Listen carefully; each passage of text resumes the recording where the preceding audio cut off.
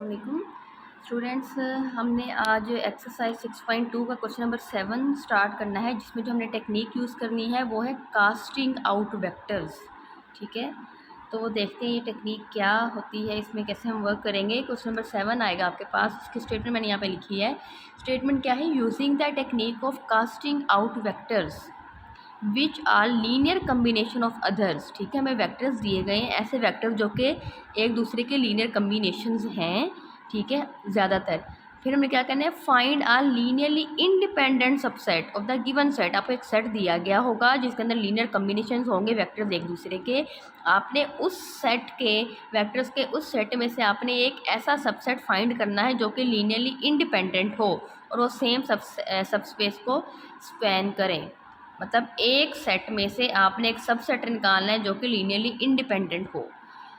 ठीक है, तो देखते हैं क्वेश्चन हम कैसे करेंगे। यहाँ पे है हमारे पास, चलिए ये हमारे पास है क्वेश्चन, इसका हम पार्ट नंबर 1 लेंगे। यहाँ पे देखिएगा हमें जो दिया गया है, ये हमारे 4 वेक्टर्स दिए गए हैं, 1 2 3 4 4 वेक्टर्स हैं। इस टाइम स्टेटमेंट के अकॉर्डिंग ये चारों के चारों वेक्टर्स जो हैं एक दूसरे के लीनियरली करें, मतलब लीनियर कम्बिनेशंस बन रहे हैं एक दूसरे से। मतलब है इसका, सबसे पहले आपने इन 4 वेक्टर्स में से एक ऐसा पेयर ढूंढना है कि एक वेक्टर दूसरे का मल्टीपल हो। जैसे हम जैसे अगर मैं 2 वेक्टर्स लूँ, आप सपोज कर लें, कौन से लेते हैं, एक ये देखिए, एक वेक्टर ये है हमारे पास। अगर मैं इसको ऐसे लिखूँ, मेरे पास है -2 6 और -2।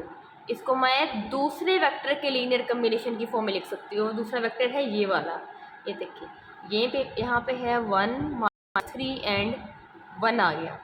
अब अगर मैं इस वेक्टर को एक ऐसे स्केलर मल्टीप्लाई करूँ कि मेरे पास -6 -2 आ जाए, और वो हमारे पास -2, मतलब अगर -2 से देखिएगा मल्टीप्लाई करते इसको, तो मेरे पास क्या है, -2 मल्टीप्लाई किया, ये -2 गया, -2 को -3 से मल्टीप्लाई किया, +6 हो गया, फिर से -2 आ गया।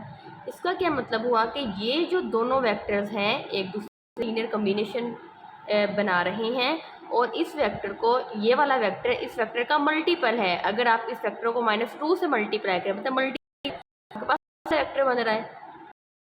यहाँ पे अगर ऐसी कंडीशन है तो हम यहाँ पे वो मतलब कास्टिंग आउट वेक्टर, तो हम वेक्टर को कास्ट कर देंगे, मतलब इससे हमने बाहर नहीं देना है।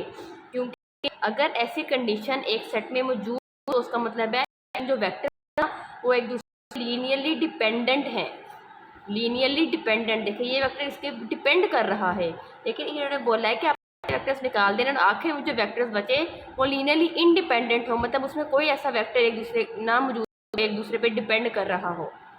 ठीक है, इस तरह हम बारी बारी सारे निकालते जाएंगे और आखिर में देखेंगे अब जो बचे हैं क्या अब कोई दूसरे डिपेंड कर रहे हैं या नहीं कर रहे। ठीक है, तो इसका मतलब है ये वाला वेक्टर इस पर डिपेंड कर रहा है, इस पे, तो इस वेक्टर को हम कास्ट आउट कर देंगे।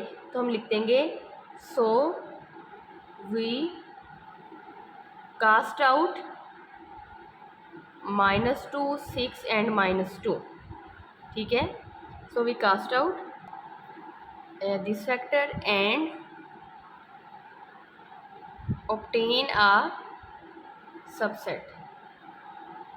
और आपको एक कौन सा सबसेट मिल जाएगा, देखिएगा इस सेट में से एक निकाल देंगे तो जो आ जाएगा वो आपका सबसेट आ जाएगा। वो कौन सा आ जाएगा, इसमें अब वेक्टर्स मौजूद होंगे 1 -3 1 1 -4, और ये वाला तो निकल गया ना, ये रह गया -10 एंड -7। आपको एक सबसेट मिल गया है। अब क्या करना है, अब आप दोबारा से यही स्टेप रिपीट करना है। जैसे पहले यहाँ दो वेक्टर्स ढूंढे, फिर से ढूंढेंगे। जैसे यहाँ पे चले एक ही वेक्टर दूसरे का मल्टीपल आ गया, जरूरी है कि एक ही वेक्टर वो 2 से ज़्यादा भी हो सकता है। इसका मतलब ये है कि पास पूरे का क्वेश्चन होता है लीनियर कम्बिनेशन वाला। अगर आपको ये जो हमने लीनियर कम्बिनेशन किए हैं, तो यहाँ पे जो स्टेप है वो बड़े ध्यान से करना पड़ेगा, मतलब कि शायद आपको रफ जरूरत पड़े। आपको पहले देखना पड़ेगा एक वेक्टर को, जैसे ये तो निकल गया, ये 3 रह गए, आप इस वेक्टर इन दोनों के लिए कॉम्बिनेशन की फॉर्म में लिख सकते हैं कि आप इस वेक्टर दोनों के लीनियर कम्बिनेशन फॉर्म में लिख सकेंगे, इन दोनों के लीनियर कम्बिनेशन लिख सकें, क्योंकि यहाँ पे देख आ रहा है इस तरह से दो वेक्टर्स मल्टीपल नहीं बनते। जैसे आप इसको किसी ऐसे नंबर से मल्टीप्लाई करें कि ये बन जाए, या इस वेक्टर को किसी ऐसे नंबर से मल्टीप्लाई करें ये वाला ये कुछ भी नहीं, ठीक है। तो मतलब अब एक से ज़्यादा वेक्टर्स की बात आ गई। तो हम यहाँ पे क्या करेंगे, यहाँ पे अब जैसे मैं कहती हूँ वेक्टर हम लेते हैं, ये आपको पहले रफ वर्क करके देखना, हो सकता है जो वो कॉम्बिनेशन ना हो। जैसे मैं कहती हूँ कि ये वाले वेक्टर हम इन के लीनियर कॉम्बिनेशन की फॉर्म में लिख सकते हैं। तो हम करेंगे -10 -7 इक्वल करेंगे जैसे a2 ये वाला vector b into this one vector, ये सेम पूरा जैसे हम क्वेश्चन करते हैं या लीनियर कॉम्बिनेशन का क्वेश्चन बन जाएगा। यहाँ पे आपने a को मल्टीप्लाई करना है प्लस b को मल्टीप्लाई कर दें। अब नेक्स्ट स्टेप क्या होता है, फर्स्ट सेकंड थर्ड एलिमेंट्स को आपस में ऐड कर दें।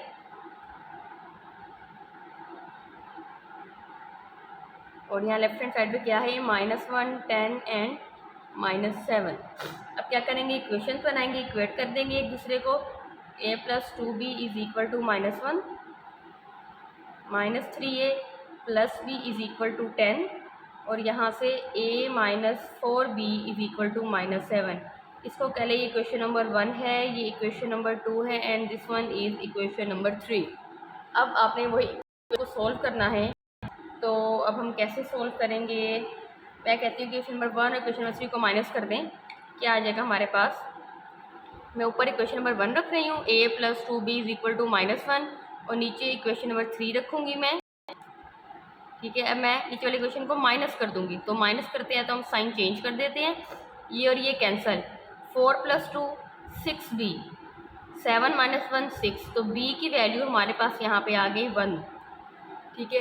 अब इस b की वैल्यू को हम क्या करते हैं, किसी भी इक्वेशन में पुट कर दें। जैसे मैं इक्वेशन नंबर 1 में पुट करती हूँ तो मेरे पास वैल्यू क्या आ जाएगी, a + 2b = -1, यहाँ पे आ गया a = -1 - 2 एंड a = -3।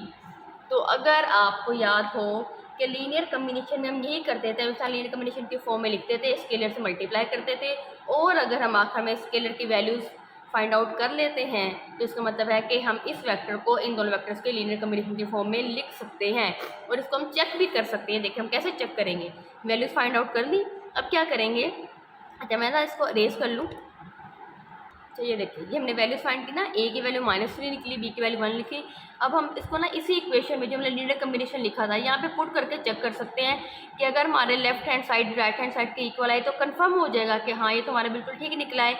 ये इस वेक्टर को इन दोनों वेक्टर्स के, मतलब इस वेक्टर को इन दोनों वेक्टर्स के लीनियर कम्बिनेशन के फॉर्म में वाकई में लिख सकते हैं। a की जगह हम पुट कर देते हैं -3 1 -3 1 और b की जगह हम 1 पुट कर देते हैं 2 1 -4। तो देखते हैं क्या बनता है हमारे पास, -3 9 -3 2 1 -4 -3 + 2 9 + 1 -3 -4, हमारे पास क्या आ गया, हमारे पास आ गया -1 10 एंड -7। ये देखें लेफ्ट हैंड साइड पे भी ये था, राइट हैंड साइड पे भी ये आ गया। इसका मतलब है कि ये वेक्टर इन दोनों वेक्टर्स के लीनियर कम्बिनेशन की फॉर्म में लिख सकते हैं, मतलब ये दोनों वेक्टर्स पे डिपेंड कर रहे हैं। तो अगर ऐसा हो पिछले वाले वेक्टर की तरह तो हम क्या करेंगे, अब इस वेक्टर को भी कास्ट आउट कर देंगे, हम बाहर निकाल देंगे, ठीक है। तो आपने वो सारा स्टेप करने के बाद क्या लिखना है, यहाँ पे लिखेंगे सेम यही लाइन लिखेंगे, ठीक है। सारा प्रोसीजर मैंने रेस कर दिया क्योंकि स्पेस का थोड़ा प्रॉब्लम हो रही थी। वी कास्ट आउट, अब क्या वेक्टर निकालेंगे, ये वाला सेम वही लाइन आपने याद किया और लिख लेंगे ऑब्टेन अ सबसेट। अब क्या पीछे रह गया हमारे पास, जिसमें वेक्टर ये दो रह गए हैं 1 - 1 और 1 माइनस, ये दो वेक्टर्स रह गए, ठीक है। अब आपने फिर से करना है क्या ये दोनों वेक्टर एक दूसरे के मल्टीपल, पहला था क्योंकि ही दो वेक्टर्स गए हैं ना, इस वेक्टर को किसी से मल्टीप्लाई करें कि ये आए, या फिर इस वेक्टर को किसी नंबर से मल्टीप्लाई करें ये आए। लेकिन आप करके देख ली, ऐसा कुछ भी पॉसिबल नहीं है, मतलब इनमें से कोई भी वेक्टर एक दूसरे का मल्टीपल नहीं है, ठीक है। तो हम यहाँ पे लिखेंगे सिंस आप लिख दें ये वाला वेक्टर 2 1 -4 इज़ नॉट आ, ये प्रॉपर आपने लाइन लिखनी है, is not a multiple of this vector. ठीक है, सो मतलब कि अब आपके पास कोई वेक्टर ऐसा नहीं रह गया जो एक दूसरे पे डिपेंड कर रहा हो। तो अगर ऐसा हो जाए, मतलब अभी तक क्योंकि हमारे पास ऐसे वेक्टर्स मौजूद थे सेट में जो एक दूसरे पे डिपेंड कर रहे थे, और मैंने आपको बोला कि जब तक ऐसे वेक्टर्स मौजूद हो जो एक दूसरे पे डिपेंड कर रहे हैं, एक दूसरे के लीनियर कॉम्बिनेशन बन रहे हो, तब तक वो वेक्टर्स जो सेट है हमारे पास लीनियरली डिपेंडेंट होता है। और क्वेश्चन में बोला है कि हमने एक ऐसा सबसेट फाइंड करना है जो लीनियरली इंडिपेंडेंट हो। तो देखिएगा अब जो हमारे पास सबसेट आया है, कोई वेक्टर एक दूसरे पे डिपेंड नहीं कर रहा, कोई एक दूसरे का लीनियर कॉम्बिनेशन नहीं है, तो ये जो हमें सेट मिल गया है ना, अब ये लीनियरली इंडिपेंडेंट है। अब लेकिन हमने इसी चीज़ को एक्सप्लेन करना है, तो वही हम लिख रहे हैं। सो द सेट, इस सेट को एक नाम दे दे। अब जो हमें सेट हमें मिल गया है, कौन सा रह गया है आपने प्रॉपर लिखना है। ये वाला सेट जो है is required linearly independent set। ठीक है, which spans, क्योंकि स्टेटमेंट में अगर स्टेटमेंट बोल कर ये लिखा था which spans the subspace